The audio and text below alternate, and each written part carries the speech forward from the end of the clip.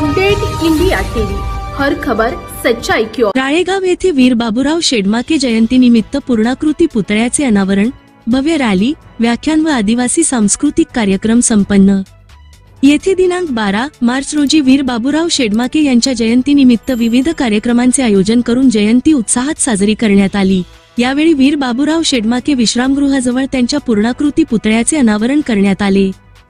जयंतीनिमित्त यवतमाळ जिल्ह्यासह राळेगाव विधानसभा क्षेत्रातील आदिवासी बांधव तसेच सर्वधर्मीय नागरिक मोठ्या संख्येने उपस्थित होते। उपस्थितांनी वीर बाबूराव शेडमाके यांच्या प्रतिमेचे पूजन करून शहरातून भव्य रॅली काढली। या कार्यक्रमात शिवतीर्थ परिसरातील सुप्रसिद्ध व्याख्याते प्राध्यापक प्रवीण देशमुख यांनी स्वातंत्र्य लढ्यातील वीर बाबूराव शेडमाके यांचे योगदान व कार्य यावर प्रबोधनपर व्याख्यान दिले। यानंतर आदिवासी संस्कृतीचे दर्शन घडविणारा भव्य दंडार सांस्कृतिक कार्यक्रम सादर करण्यात आला। तसेच विविध स्पर्धांतील विजेत्यांना बक्षिसांचे वितरण करण्यात आले। यावेळी वसंत पुरके, माजी शिक्षण मंत्री, महाराष्ट्र राज्य तथा प्रदेशाध्यक्ष आदिवासी काँग्रेस प्रफुल्ल मानकर, जिल्हाध्यक्ष काँग्रेस कमिटी यवतमाळ एम.